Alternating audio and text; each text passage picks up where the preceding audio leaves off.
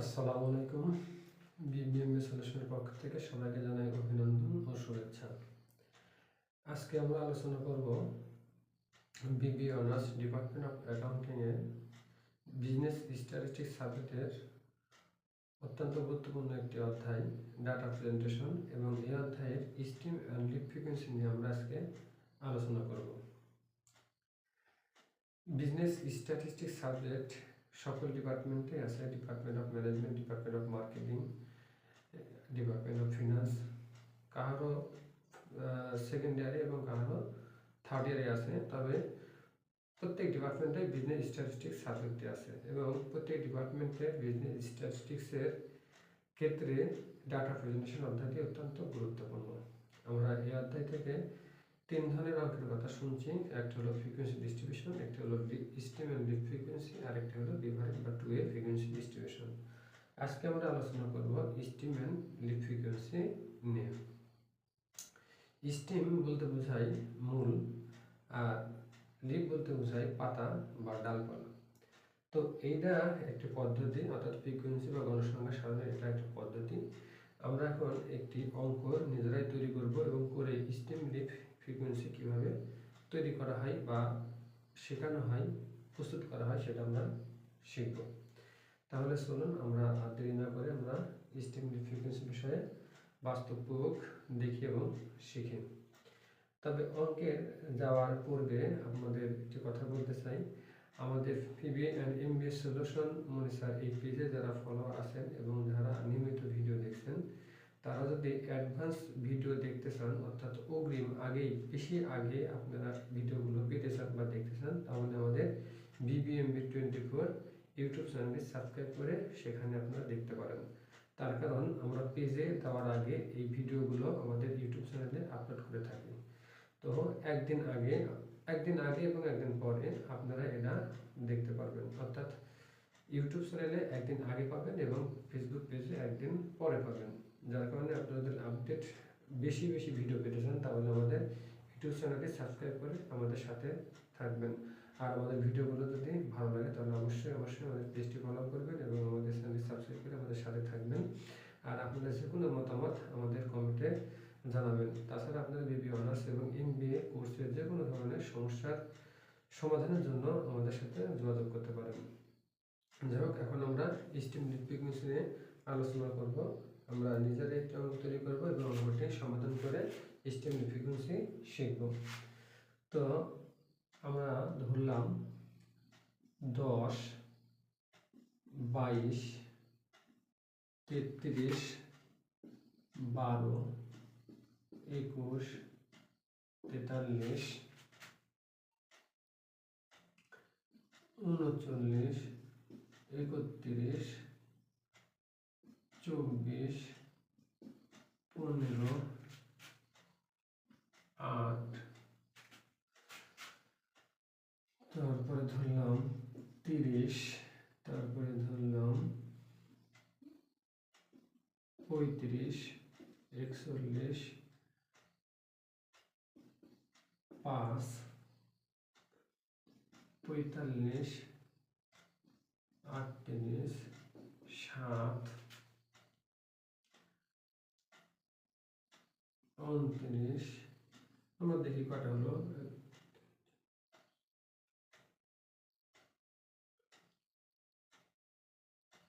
আর একটি আমরা নিতে পারি, তাহলে 20টি পুরো হবে, আমাদের অঙ্কটা মোটামুটি একটা উন্নতি আসবে। আচ্ছা, আমরা এখানে ধরলাম 49। আমরা এখানে মোট 20টি সংখ্যা লিখছি। ঠিক ফ্রিকোয়েন্সি ডিস্ট্রিবিউশনের মধ্যেই এখানে এলোমেলো কিছু সংখ্যা সারি তুলছি। আমরা যখন দ্বিতীয় অধ্যায়ে যাব তখন এই ধরনের তথ্যগুলোকে দুটো ভাগে ভাগ করা হয়, একটা আনগ্রুপ ডাটা, একটা গ্রুপ ডাটা। তো আমরা এখানে যে এলোমেলো অশ্রেণীকৃত তথ্যগুলো দেখতে পাচ্ছি, এই ডাটাগুলোর নাম হচ্ছে আনগ্রুপ ডাটা। এখান থেকে আমরা গত ক্লাসে ফ্রিকোয়েন্সি ডিস্ট্রিবিউশন করা শিখছি। আজকে আমরা শিখব স্টিম অ্যান্ড লিড ফ্রিকোয়েন্সি। তো স্টিম অ্যান্ড লিড ফ্রিকোয়েন্সি করা যায় দুইভাবে। স্টিম অ্যান্ড লিড ফ্রিকোয়েন্সি করা যায় দুইভাবে। আচ্ছা, এখানে আমরা লিখি যে calculate to stem and leaf diagram বা ফ্রিকোয়েন্সি আমরা কিছু লিখলাম না, স্টিম লিখে রাখলাম, আমরা ফ্রিকোয়েন্সি করবো যদিও। তো এই অঙ্কটি করার জন্য দুইটা পদ্ধতি আছে, একটি হচ্ছে যোগ সিস্টেম আর একটি হচ্ছে পাশাপাশি সিস্টেম। তো সাধারণত যোগ সিস্টেম যদি আপনি করতে চান তাহলে আপনাদের ক্লাস ইন্টারভ্যালের মতন একটা নির্দিষ্ট দূরত্ব নির্ণয় করতে হবে। আর যদি আমরা পাশাপাশি সিস্টেমে করি তাহলে আমাদের পাশাপাশি সিস্টেমের জন্য স্টিম এবং লিফট মোটামুটিভাবে ফিক্সড। যদি 100-র 8 পর্যন্ত সংখ্যা থাকে তাহলে 0 থেকে 9 পর্যন্ত সংখ্যাগুলো হয় স্টিম, 0 থেকে 9 পর্যন্ত সংখ্যাগুলো হয় স্টিম যদি পাশাপাশি নিয়মে করি। আর যদি আমরা যোগের নিয়মে করি তাহলে আমাদের একটা নির্দিষ্ট দূরত্ব পর ক্লাস ইন্টারভ্যালে একটা নির্দিষ্ট দূরত্বের পর স্টিম ধরতে হয়। তো আমরা দুইভাবে করা শিখব। তো আমরা ফার্স্টে করতেছি যোগ সিস্টেম।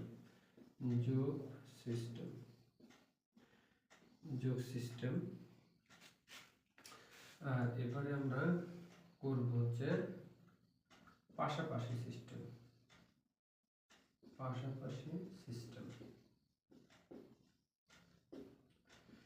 আমাদের অঙ্কে সাধারণত কোনো পদ্ধতির কথাই উল্লেখ থাকে না, আমরা ইচ্ছা মতো যেটা করি সেটা করতে পারি।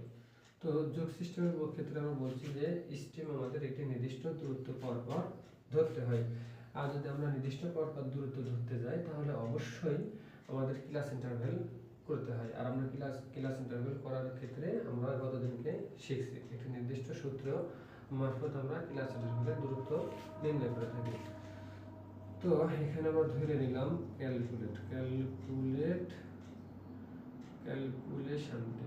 Calculation of steam and lift frequency অথবা স্টিম অ্যান্ড লিফট। আমরা এটা দিয়ে ফ্রিকোয়েন্সি যদি শিখব সেই ক্ষেত্রে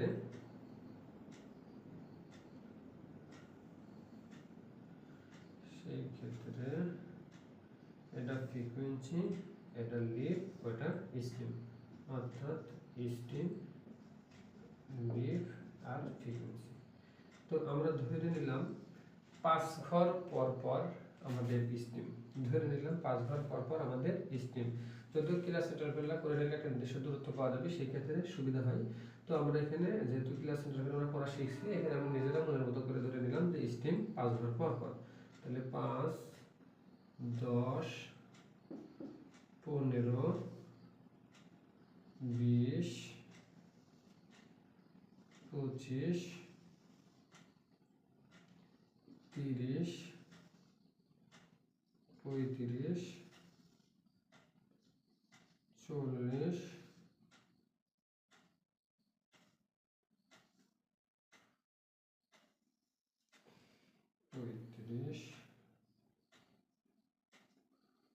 40, তারপর হচ্ছে 45। এটা হচ্ছে আমাদের যোগ সিস্টেমের স্টিম। আর যদি পাশাপাশি সিস্টেমে যাই তাহলে আমরা করব calculation of steam and lift, lift. সেই ক্ষেত্রে আমাদের ঘর হবে steam, lift, steam, lift, frequency 0, 1, 2, 3, 4। এখন আমাদের 49 হচ্ছে। তো এখন আমরা ফার্স্টে করব হচ্ছে যোগ সিস্টেম। যোগ সিস্টেম বলতে গেলে এখন আমাদের এখানে আমার আঙ্গুল দিকে ফলো করো, আমার এখানে আছে কত 10, তাহলে আমি 10-এর সাথে কত যোগ করলে 10 হবে, 10-এর সাথে কত যোগ করলে 10 হবে 0। এবার হচ্ছে 22, তাহলে আমাদের এখানে দেখা যাচ্ছে যে 5 ঘর পর পর দূরত্ব আছে, তার মানে হচ্ছে 15 যেহেতু আছে তাহলে 10 থেকে 14 পর্যন্ত এখানে যাবে, 5 যেহেতু আছে তাহলে 5 থেকে 9 পর্যন্ত ওখানে যাবে, 15 থেকে 19 পর্যন্ত এখানে যাবে। ঠিক এমন তাহলে 22, তাহলে 22 কি 20-এর পরে, অর্থাৎ 20 থেকে 24 পর্যন্ত এই 20-এর ঘরে যাবে। যদি তাই হয় তাহলে 20 সাথে কত যোগ করলে 22 হবে 2। তারপরে 33, অর্থাৎ 30-এর সাথে 3 যোগ করলে 33। তারপরে কত 12, 10-এর সাথে 2 যোগ করলে 12, 21, 20-এর সাথে 1 যোগ করলে 21, 43, 4-এর সাথে 3 যোগ করলে 43, 39, অর্থাৎ 35-এর সাথে 4 যোগ করলে 39, 31, অর্থাৎ 30-এর সাথে 1 যোগ করলে 31, 24, অর্থাৎ 20-এর সাথে 4 যোগ করলে 24, 15, অর্থাৎ 15 আছে যেহেতু, তাহলে 15-এর সাথে 0 যোগ করলে 15, 8, অর্থাৎ 5-এর সাথে 3 যোগ করলে 8, 30, অর্থাৎ 30-এর সাথে 0 যোগ করলে 30, 35 আমাদের ঘর আছে, অর্থাৎ 35-এর সাথে 0 যোগ করলে 35, 41, অর্থাৎ 40-এর সাথে 1 যোগ করলে 41, 5-এর সাথে 0 যোগ করলে 5, 45, 45-এর সাথে 0 যোগ করলে 45, 38, 35-এর সাথে 3 যোগ করলে 38, তারপরে হচ্ছে 7, 5-এর সাথে 2 যোগ করলে 7, তারপরে হচ্ছে 29, 25-এর সাথে 4 যোগ করলে 29, তারপরে কত 49, 45-এর সাথে 4 যোগ করলে 49। এই হচ্ছে আমাদের যোগ সিস্টেম, অর্থাৎ যত স্ট্রিম আসে তার সাথে যোগ করলে আমাদের সংখ্যাটি হওয়া লাগবে।